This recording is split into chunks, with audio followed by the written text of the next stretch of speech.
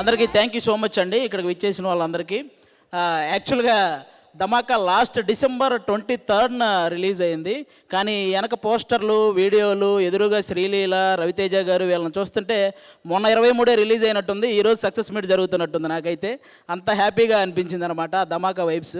అంటే రవితేజ గారికి ఆయన స్టైల్ ఆఫ్ ఎంటర్టైన్మెంట్ కరెక్ట్ మీటర్లో పడితే ఆడియన్స్ 100 కోట్ల కలెక్షన్స్తో ఆశీర్వదించారు. అలా అని ప్రతిసారి ఎంటర్టైన్మెంట్ మూవీసే చేయడం కూడా బాగోదు. అందుకే రవితేజ గారు ఆయన కొత్తగా ప్రూవ్ చేసుకోవడానికి ఎప్పటికప్పుడు డిఫరెంట్ స్టోరీస్ సెలెక్ట్ చేసుకుంటూ ఉంటారనమాట. కొంతమంది అన్న ప్రయోగాలు వద్దన్నా, మాకు ఎంటర్టైన్మెంట్ మూవీస్ కావాలన్నా అని రాస్తుంటారు. భయ్యా, ఆయన ప్రయోగం చెయ్యకపోతే లవ్ ఫెయిల్యూర్ అయిన ప్రతిసారి నువ్వు స్టేటస్లో పెట్టే నా ఆటోగ్రాఫ్ లాంటి మూవీ వచ్చుండేది కాదు.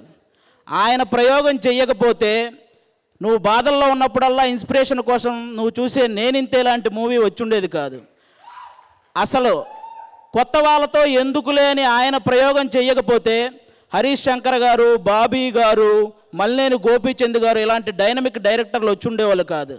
అసలు ఆయనే ప్రయోగం చేయకపోతే ఈ ఇండస్ట్రీలో చాలామంది అసిస్టెంట్ డైరెక్టర్లుగానే ఉండిపోయేవాళ్ళు, చాలామంది అసిస్టెంట్ కెమెరామ్యాన్లుగానే ఉండిపోయేవాళ్ళు, చాలామంది అసిస్టెంట్ మ్యూజిక్ డైరెక్టర్లుగానే ఉండిపోయేవాళ్ళు. ఆయన ప్రయోగం చేశాడు కాబట్టే వాళ్ళు ఏదో ఒకటి సాధించారు, వాళ్ళ టాలెంట్ని ఇండస్ట్రీకి చూపించారు. అలా రవితేజ గారి ప్రయోగం ఉపయోగంగా మారిందే తప్ప ఏ రోజు ఎవరికి ఏ నష్టం కలిగించలేదు. థ్యాంక్ యూ అన్న. మీరు ఆయనకి అంటే రవితేజ గారు అంటే ఒక తరాన్ని ఎంటర్టైన్ చేసిన వ్యక్తి మాత్రమే కాదు, ఒక తరాన్ని ఇన్స్పైర్ చేసిన వ్యక్తి. ఆయనకి కృష్ణానగర్ కష్టాలు తెలుసు, జూబ్లీ హిల్స్ రిచ్ లైఫ్ తెలుసు, కిందన్న వాళ్ళని పైకి లాగడం తెలుసు, అలా అని పైకి వచ్చిన వాడు ఎవడైనా పొగరుగా ఉంటే ఆ పొగరు దించడం తెలుసు. అలాంటి వ్యక్తి మా రవితేజ గారు.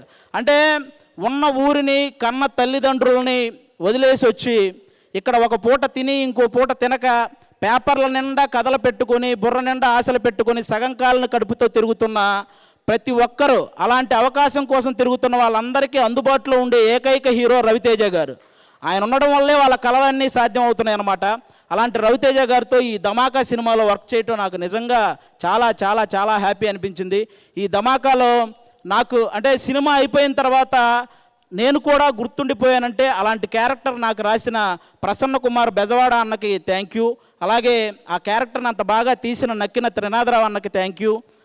దాన్ని ఎంకరేజ్ చేసిన రవితేజ అన్నకి, అలాగే ఇదంతా కుదిరి ఈరోజు దాన్ని 1 year సెలబ్రేషన్ చేసుకుంటున్నామంటే దానికి కారణమైన పీపుల్ మీడియా ఫ్యాక్టరీ వాళ్ళకి కూడా థ్యాంక్ యూ సో మచ్. అదంతా జరిగింది అంటే కారణం పీపుల్ మీడియా ఫ్యాక్టరీనే, ఇంత పెద్ద సక్సెస్ జరిగిందంటే థ్యాంక్ యూ సో మచ్.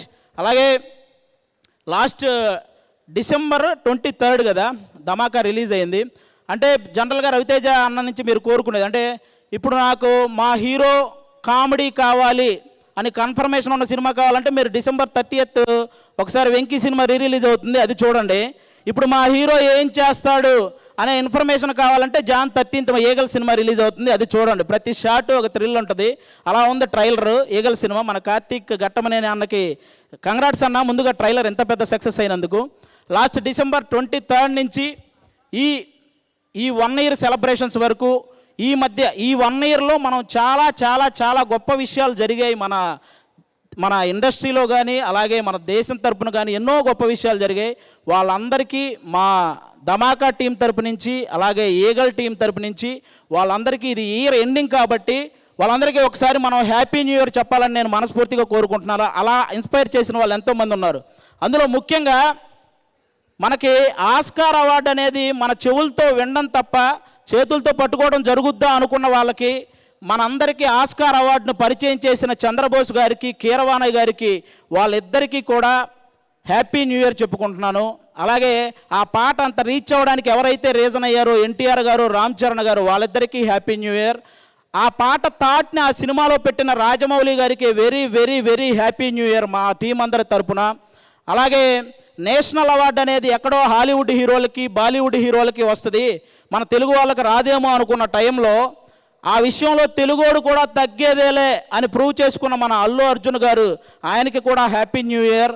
అలాగే మన దేశం తరపున మన క్రికెటర్ వరల్డ్ కప్ ఓడిపోతే మనందరం బాధలో ఉన్నాం. అలాగే మనకు వరల్డ్ కప్ ఇవ్వలేకపోయామని మన దేశ క్రికెటర్లు అందరూ బాధలో ఉంటే ఆ టైంలో డ్రెస్సింగ్ రూమ్లోకి వెళ్ళి ప్రతి ఒక్కరిని పలకరించి వాళ్ళకే కాకుండా మన దేశానికి కూడా ధైర్యం చెప్పిన మోడీ గారికి మా 2 టీముల తరపు నుంచి హ్యాపీ న్యూ ఇయర్.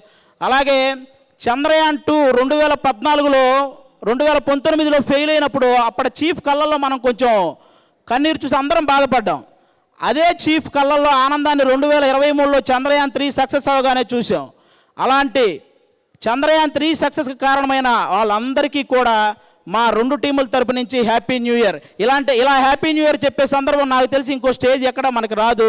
ఈ స్టేజ్ మీదే మన టీముల తరపు నుంచే చెప్పుకుంటున్నాను. అలాగే బాహుబలి తర్వాత ప్రభాస్ అన్న నుంచి ఆ రేంజ్ మూవీస్ రాలేదని మనందరం బాధపడ్డాం. ఇప్పుడు సలార్ సినిమాతో ఫ్యాన్స్ ఆకలిని బాక్స్ ఆఫీస్ ఆకలిని ఒకేసారి తీర్చిన ప్రభాస్ గారికి కూడా హ్యాపీ న్యూ ఇయర్. ఆయన కూడా మంచి సక్సెస్ని అందుకున్నాడు. ఈ సక్సెస్ సెలబ్రేషన్స్లో ఆ సక్సెస్ గురించి మాట్లాడడం కూడా చాలా హ్యాపీ అనిపిస్తుంది. అలాగే ఈ స్టేజ్ మీద ఇంకా ఎన్నో గొప్ప విషయాల ద్వారా మనల్ని ఇన్స్పైర్ చేసిన వాళ్ళందరికీ హ్యాపీ న్యూ ఇయర్. ముఖ్యంగా మీరు ఈ ధమాకా సినిమా సక్సెస్కి వచ్చిన మీకు, అలాగే ఈగల్ సినిమా జాన్ 30 రిలీజ్ అవుతుంది, జాన్ 13th. మీరందరూ ఆ సినిమా చూసి కూడా ఎంజాయ్ చేయాలని మనస్ఫూర్తిగా కోరుకుంటున్నాను. అందరికీ thank you so much. Ravi Teja అన్నకు వన్స్ అగైన్ థ్యాంక్ యూ అన్న. మీతో ఇంకా వర్క్ చేయాలి. థ్యాంక్ యూ సో మచ్ అన్న. Thank you. అలాగే ఈ వేదిక మీద అందరినీ కవర్ చేసిన మీకు కూడా happy new year. Thank you so much. So మీరు ఇక్కడే ఉండాలి.